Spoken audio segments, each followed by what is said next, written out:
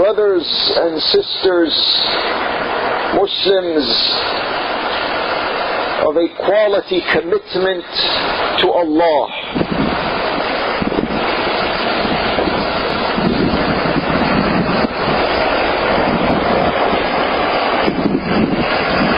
our Creator Jalla wa Ala says to us in His words are the eternal truth, with light and guidance for those of determination and struggle.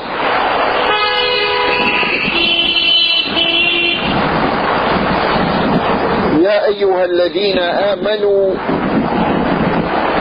أطيعوا الله وأطيعوا الرسول وأولي الأمر منكم.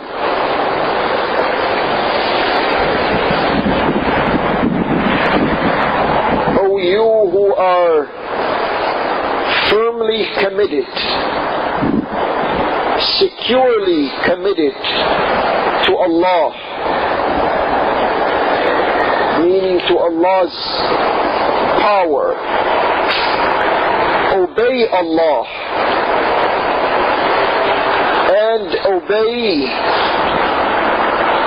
the Messenger and those who are entrusted with authority from among you.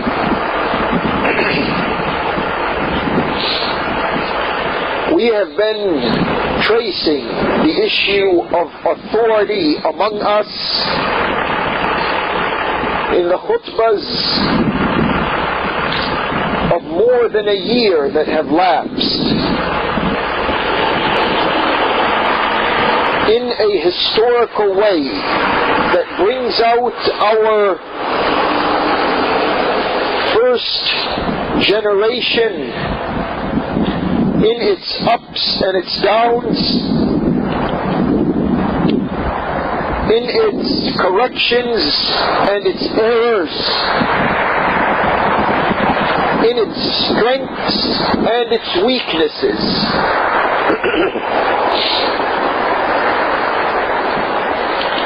And we traced and we trailed ourselves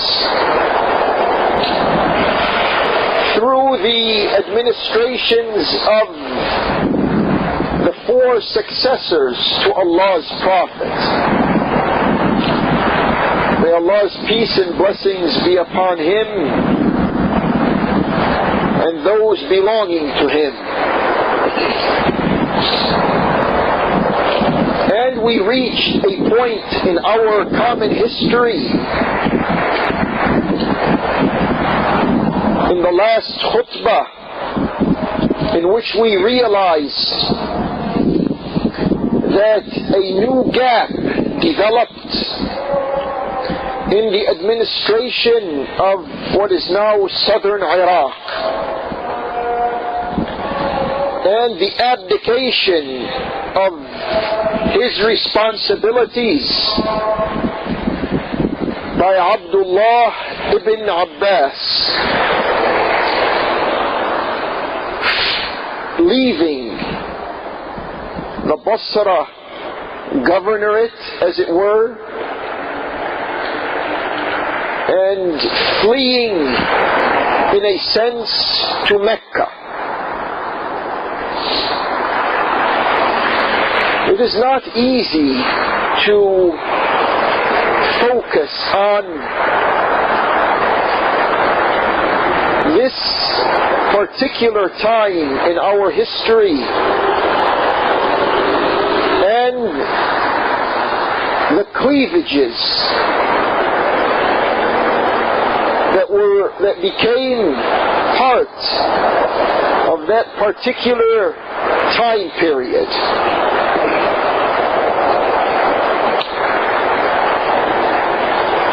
Let us say here, to regroup our thoughts, let us say that it was at this time period, during the administration of the fourth successor to the Prophet, the Imam of the Muslims,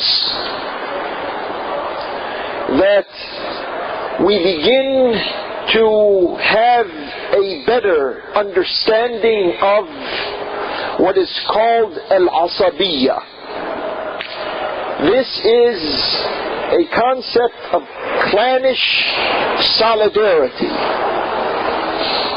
In today's parlance, it refers to such ideas or ideologies that are called nationalism or racism or tribalism or ethnicism. All of these are manifestations of what is called al-asabiyya. During this time in particular, we had the first clannish solidarity that was regrouping against the legitimate leadership and the legitimate authority of the committed Muslims that was now centered in Al-Kufa. Its leader being, of course, Imam Ali. When Abdullah ibn Abbas took off from Al-Basra to Mecca the way he did, with his political break from the Imam of the Ummah, this presented an opportunity, a political opportunity, to Muawiyah ibn Abi Sufyan.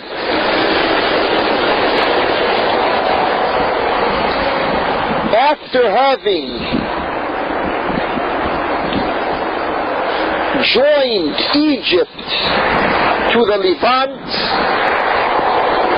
he now had his eyes fixed on southern Iraq and on Arabia because of what Ibn Abbas did.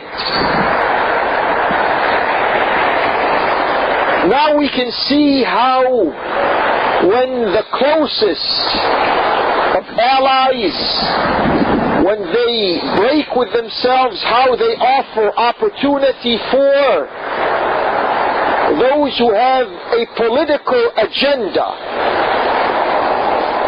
to make inroads within the Muslim society and the Muslim power structure. So Muawiyah consults with his right-hand man, Amr ibn Al As, concerning Al-Iraq now. Because the news that is coming out of Al-Iraq is the news of a leader, i.e. Imam Ali, who has people now, especially in Al-Basra, who are divided. They are divided because of the following. Number one, there still remains in Al-Basra the effects of the war of Al-Jamal. There are people in Al-Basra who had their family members killed when they were fighting with al-Mu'mineen Aisha, Talha and Zubayr against the Imam.